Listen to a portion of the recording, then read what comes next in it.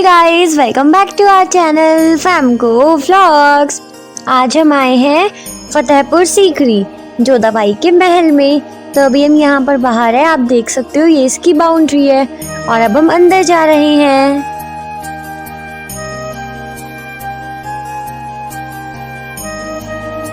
और यहाँ पर है पूरे पैलेस का एक मैप। आपको जहाँ भी जाना है आप इसकी सहायता से जा सकते हैं।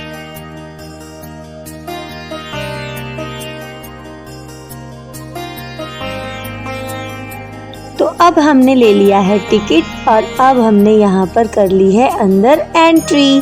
और आपको दिखाते हैं एक बड़ा सा ये इमली का पेड़।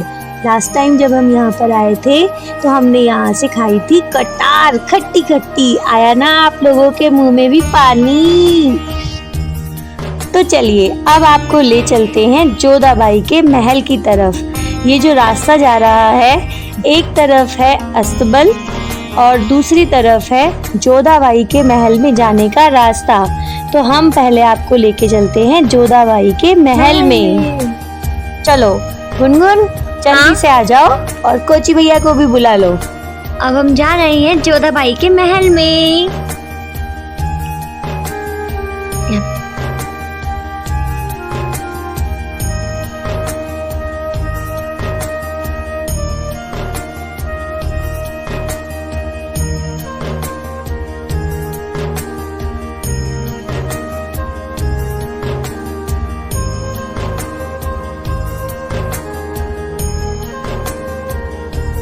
आगे बढ़ने पर हमें एक खुला प्रांगण दिखता है और सामने ही दिखते हैं कई और भी नए नए भवन।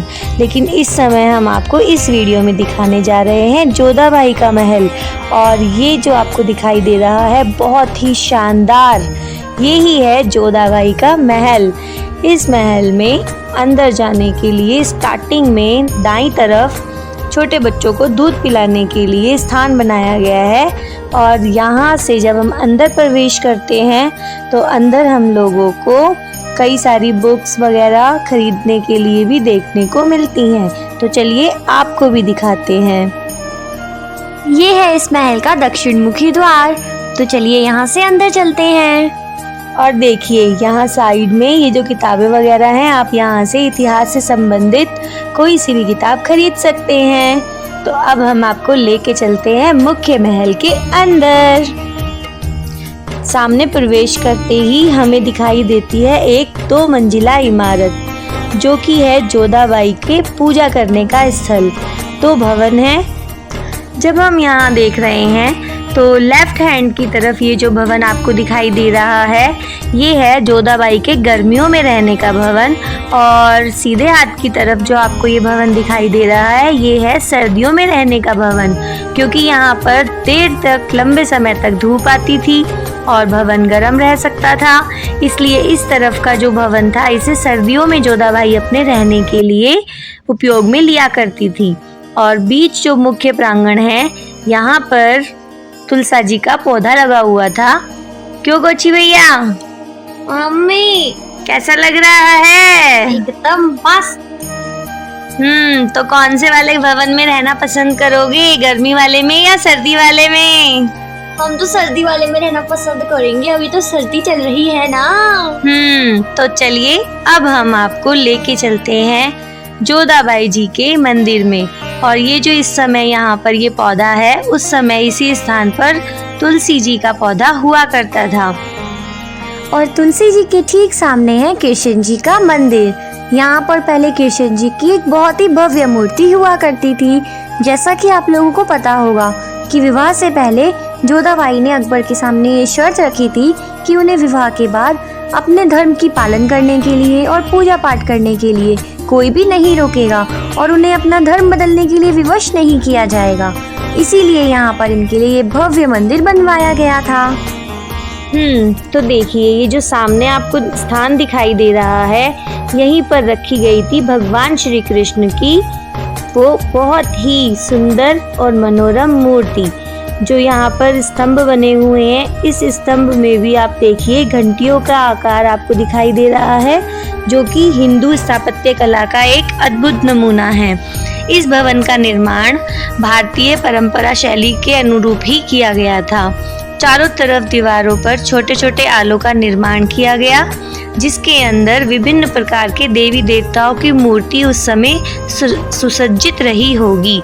और ये जो आपको आला हम दिखा रहे हैं, ये वो मुख्य आला है जहाँ पर भगवान श्री कृष्ण की मूर्ति रखी गई थी।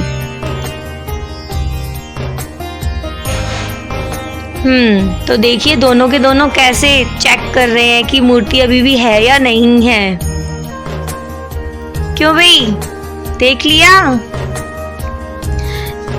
भवन के जो नक्काशी है उसे देखकर उस समय की जो स्थापत्य कला थी उसके बारे में अनुमान लगाया जा सकता है। मंदिर से बाहर निकलते हैं तो हमें पूरा महल, पूरा प्रांगण बहुत ही विशाल रूप से नजर आता है। बीच में खाली स्थान है। यहाँ पर उस समय में जोधाबाई के मनोरंजन के लिए विभिन्न प्रकार के नृत्य, गायन और भी कई कार्यक्रम आयोजित होते रहते थे। सामने ये जो द्वार है, यहाँ से अभी हमने प्रवेश किया था। ये हमारा ग्रीष्म भवन, और अभी जो हमने आपको दिखाया था ग्रीष्म भवन, उसी के ही अपोजिट में ये है शरद व्यास। तो चलिए हम आपको सबसे पहले शरद व्यास को अंदर से दिखाते हैं कि अंदर से इसकी बनावट कैसी है। जब हम थोड़ा आगे चल रहे हैं तो देखिए यहाँ पर नीचे छोटे छोटे कई कमरे बने हुए हैं। शायद उस समय यहाँ पर जोधाबाई के सेवक सेविकाएं और अन्य जो सखी सहेलियां थी वो इन भवनों में रहा करती होंगी। जो जोधाबाई का मुख्य भवन है वो अन्य भवनों के मुकाबले काफी सुंदर और नक्काशी से युक्त है। तो चलिए अब हम आपको लेकर चलते हैं शीत भवन के अंदर। तो चलिए अंदर चलते हैं। चलो अंदर चलते हैं। तो ये अब हमने शीत भवन में किया प्रवेश। जब हम अंदर प्रवेश करते हैं तो देखते हैं अंदर से ये भवन जो हैं ये दोनों 2 मंजिला भवन है, जिसमें अंदर कक्ष बना हुआ है। तो अंदर के कक्ष को भी आपको दिखाते हैं। चलिए देखिए, अंदर का जो कक्ष है वो बाहर से देखने में अलग अलग लगता है, लेकिन अंदर ये एक बहुत ही बड़ा आयताकार रूम है, जिसके अंदर भी आले वगैरह बने हुए हैं और बाहर की तरफ नक्काशी अच्छी की गई है। जो ग्रीष्म भवन है वो और ये जो शीत भवन है ये दोनों ही भवन बिल्कुल एक दूसरे के समरूप ही बनाए गए हैं। ऊपर झरोके हैं जहाँ से शायद किसी समय जोधाबाई ने झांका भी होगा। और यहाँ पर देखने लायक बात ये है कि यहाँ पर किसी भी दरवाजे में, किसी भी चौखट पर दरवाजे नहीं लगे हुए हैं, क्योंकि उस समय दरवाजों की जगह पर पर्दे लगाए जाते थे। वाओ, ये कॉन्सेप्ट तो अच्छा है ना। और कुछ समय पहले तक यहाँ पर विभिन्न प्रकार के कलरफुल नक्काशी भी देखने को मिली थी, जो कि अलग अलग प्रकार के नेचुरल फूलों, पत्तियों और सब्जियों द्वारा बनवाए गए थे, जो कि लगभग 20 साल पहले तक देखने योग्य थे। लेकिन सॉल्टी और नमी युक्त वायु के कारण अब ये धुंधले पड़ चुके हैं और आसानी से नजर नहीं आते हैं। तो अब हम बातें करते करते धीरे धीरे बढ़ रहे हैं ग्रीष्म भवन की तरफ।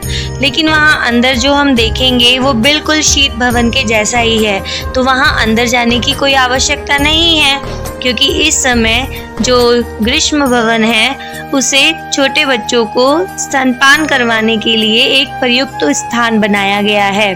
और अब हम चलते हैं यहाँ से वापस बाहर की तरफ।